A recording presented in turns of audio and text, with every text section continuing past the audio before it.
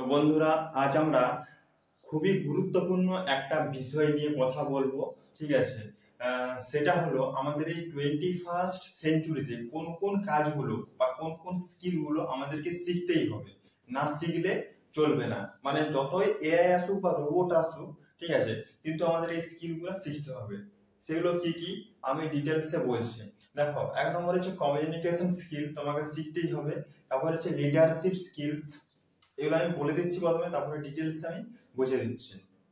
তারপরে হচ্ছে problem solving skills, decision making skills, time management skills, self improvement skills. এই স্কিলগুলো তোমাদেরকে শিখতে হবে। আরো অনেক কিছু স্কিলস আছে যেগুলো শিখতে হবে, কিন্তু এগুলো ভেরি ভেরি ইম্পর্টেন্ট, এগুলো আমাদেরকে শিখতেই হবে। প্রথমেই যেটা নিয়ে কথা বলবো সেটা হচ্ছে কমিউনিকেশন স্কিলস। কমিউনিকেশন স্কিল মানে কি? অনেকেই এই কমিউনিকেশন স্কিলটাকে মানে ইংরেজি ভাষা শেখাটাকে কমিউনিকেশন স্কিল বলে এমনটা ভাবে, কিন্তু এমনটা নয়। কমিউনিকেশন স্কিল মানে হচ্ছে যোগাযোগ ব্যবস্থা। মানে তোমার থটস, তোমার চিন্তা ভাবনা, তোমার ফিলিংস, তোমার ইমোশন একটা অন্য ব্যক্তির কাছে পৌঁছে দেওয়াকে কমিউনিকেশন বলে। সেটা যে কোনো ভাষায় হতে পারে, যোগাযোগ ডিভাইসের মধ্যে হতে পারে, সেটা যে কোনো ভাষায় হতে পারে, বাংলা, হিন্দি, ইংরেজি, উর্দু, তামিল, তেলেগু, যে কোনো ভাষায় হতে পারে। এটা হচ্ছে কমিউনিকেশন স্কিল। এই কমিউনিকেশন স্কিলটা কিন্তু আমাদের এই 21st সেঞ্চুরিতে ভেরি ভেরি ইম্পর্টেন্ট, এটা দরকার। আচ্ছা, 21st সেঞ্চুরি মানে কি? 2000 সাল থেকে 2001 সাল থেকে 2100 সাল পর্যন্ত এই সময়টাকে 21st সেঞ্চুরি বলা হয়। ঠিক আছে? তারপরে যাচ্ছে তোমার লিডারশিপ স্কিলস। তুমি যেখানেই কাজ করো না কেন, অফিসে করো বা যেখানেই কাজ করো, তোমার নিচে যে কর্মচারীরা থাকবে তাদেরকে পরিচালনা তোমাকে করতে হবে। তো তোমাকে একজন লিডার হতে হবে। লিডারশিপ স্কিলটা তোমাকে আয়ত্ত করতে হবে, ইমপ্রুভমেন্ট করতে হবে, তবে তুমি তোমার নিচে যে কর্মচারীগুলো থাকবে তারাকে তুমি পরিচালনা করতে পারবে। তাই লিডারশিপ স্কিলটা ভেরি ভেরি ইম্পর্টেন্ট।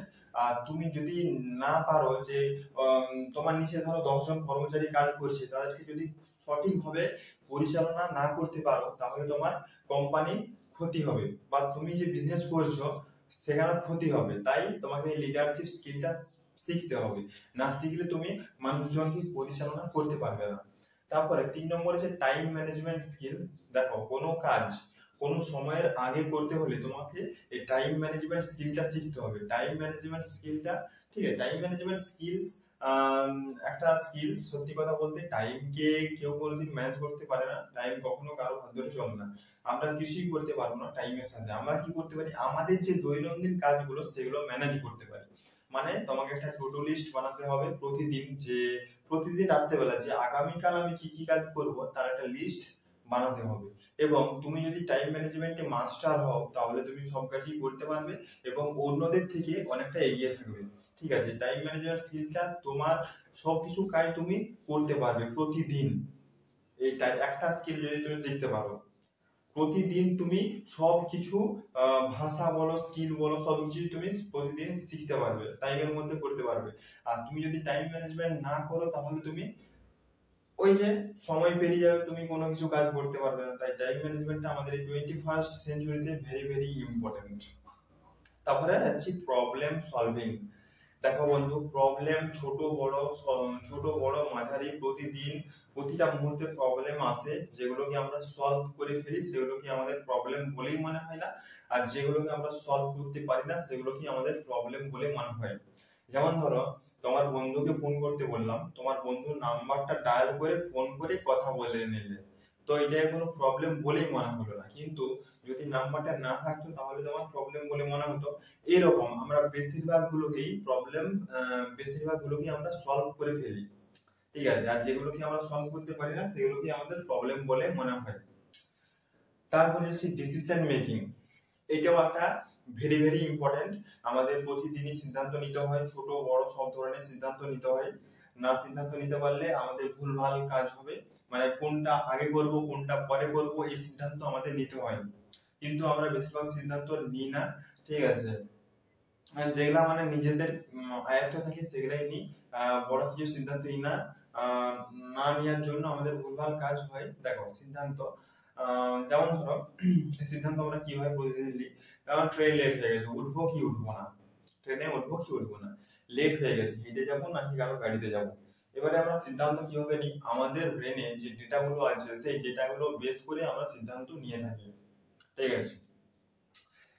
তারপর তারপর আরেকটা উদাহরণ হচ্ছে, একটা বাচ্চা ছেলে এখানে হাতি দেখে যদি জিজ্ঞাসা করো সে কি করবে, কাঁদবে। তুমি ওই একই জায়গায় তাহলে কি করতে, কাঁদবে না, খুব কাছাকাছি এলে কি করবে, ছুটে পালাবে। কিন্তু বাচ্চাটা খুব কাছাকাছি এলে সে কি ছুটে পালাতো, সে আরো জোরে জোরে কান্না করতো। এখানে দুজনের ঘটনা একই, কিন্তু দুজন আলাদা আলাদা সিদ্ধান্ত নিচ্ছে, একজন জোরে কান্না করার সিদ্ধান্ত নিচ্ছে আর একজন ছুটে পালাবার সিদ্ধান্ত নিচ্ছে। এটাই হচ্ছে আমাদের ডিসিশন মেকিং, ঠিক আছে। এই ডিসিশন মেকিংটাও কিন্তু আমাদের শিখতে হবে, না শিখলে কিন্তু আমরা কোনো কাজ কোনটা আগে করব কোনটা পরে করব সেটা কিন্তু আমরা করতে পারবো না। তাই আমাদের ডিসিশন মেকিংটা আমাদের শিখতে হবে। তারপরে হচ্ছে সেলফ ইমপ্রুভমেন্ট। সেলফ ইমপ্রুভমেন্ট মানে কি, সেলফ ইমপ্রুভমেন্ট মানে হচ্ছে যেটা তুমি মানে নিজের থেকে কোনো কিছু শেখা, যেটা তুমি জানো সেটাকে মেনটেন করা, আর যেটা তুমি জানো না সেটা তোমার প্র্যাকটিসের মাধ্যমে তোমার স্ট্রেংথের জায়গায় নিয়ে যাওয়া। মানে ধরো তুমি ইংলিশ স্পিকিং ভালো পারো, কিন্তু 2-3 মাস হয়ে গেল তুমি আর প্র্যাকটিস করছো না, তুমি আর প্র্যাকটিসের মধ্যে নাই, তাহলে কি তোমার ইংলিশ স্পিকিংটা ভালো থাকবে না। তাই তোমাকে প্রতিদিন প্র্যাকটিস করতে হবে, মেনটেন করতে হবে জিনিসটাকে, আসলে মেনটেন প্রতিদিন করতে হবে, তবে কিনা তোমার এটা ভালো থাকবে। তাই তুমি যেটা জানো সেটাকে মেনটেন করো, আর তুমি যেটা জানো না সেটাকে তোমার প্র্যাকটিসের মাধ্যমে তোমার স্ট্রেংথের জায়গায় নিয়ে যাও। মানে আমি ভালো পারি ওই জায়গায় নিয়ে যেতে হবে। ধরো তুমি এমএস ওয়ার্ড জানো না, তোমাকে প্রতিদিন প্র্যাকটিস করতে হবে, প্র্যাকটিস করে তোমার ওটা স্ট্রেংথের জায়গায় নিয়ে যেতে হবে, মানে আমি ভালো পারি ওই জায়গায় নিয়ে যেতে হবে, ঠিক আছে। তো বন্ধুরা আজকে আমরা শিখলাম এই 21st সেঞ্চুরিতে কি কি স্কিল গুলো আমাদের লাগবেই, কোন কোন স্কিল গুলো আমাদেরকে শিখতেই হবে, ঠিক আছে। তো ভিডিওটা তোমাদের যদি ভালো লেগে থাকে একটা লাইক করে দিও, আর চ্যানেলটাকে সাবস্ক্রাইব করতে ভুলবে না। ধন্যবাদ।